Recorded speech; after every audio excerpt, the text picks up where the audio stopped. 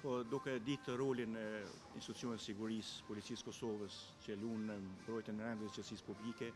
unë mendoj se pagat duhet të jenë më të dinjitetshme, do të thotë më të mira në aspektin për arsye se vazhdimisht janë në rrezikshmëri.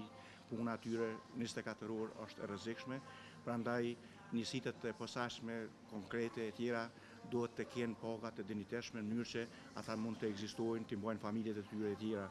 Prandaj një polici e cila nuk ka paga të dinjitetshme, profesionalizmi, edhe pse profesional, mund të bie profesionalizmi i tyre për shkak se do të thotë ata janë të detyruar me mbajt familjet, fëmijët e tyre,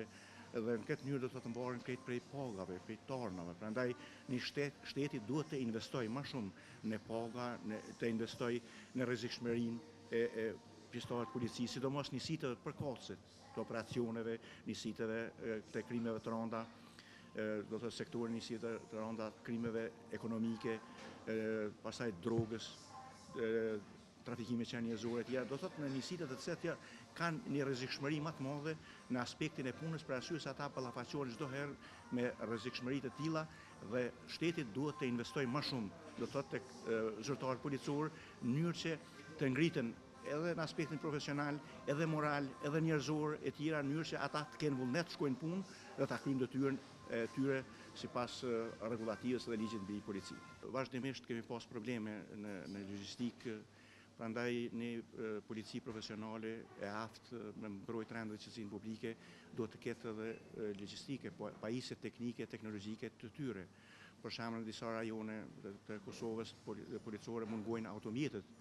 në disa vende mungojnë do të thotë veshmbathjet, gjanat më elementare të cilat një polic duhet pajiset për me krye punën dhe detyrat e tyre.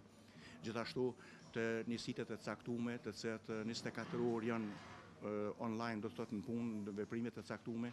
ata duhet ta kenë edhe ushqimin, do të thotë nga institucioni gratis, për arsye se ushqimi dhe veshmbathja e mirë i mban policët që ata të jenë në detyrat më efektiv, më të ndërgjetshëm, më të kujdesshëm e tjera. Prandaj kemi mungesat e tilla dhe unë mendoj se prokurimi mrena për mrena policisë dhe menaxhmenti i policisë duhet të bëjë çmos që këto gjëra në aspektin teknik, teknologjik të rregullohen. Për shembull, kemi mungesë edhe të kompjuterëve, kemi pastaj të fotokopjeve e tjera të cilat shumë herë policët janë detyruar ndoshta të kryejnë detyrat me parat e tyre, të fotokopjojnë anën zyrtare të dokumenteve jashtë stacionit policor që është ndalueshme me ligj. Prandaj për mi ndalë këto veprime të caktuara jashtë ligjore, mos me ble pjesë të uniformës në tregje e tjera, duhet që institucioni, menaxhmenti i brendshëm i policisë Kosovës të kujdeset në mënyrë që teknika, teknologjia e tyre të jetë nivelin e duhur, për arsye se ata patrullojnë 24 orë non-stop dhe nëse vetura nuk është në rregull, nëse nuk kanë veturë, atëherë është do të thotë edhe shpejtësia dalë në vendin e ngjarjes, konstatimin e rasteve të ndryshme edhe thirrjeve të qytetarëve mundet shumë të banohen. Fatkeqësisht ka dorëheqje të zyrtarëve policor për shkak të pagave pamjaftueshme,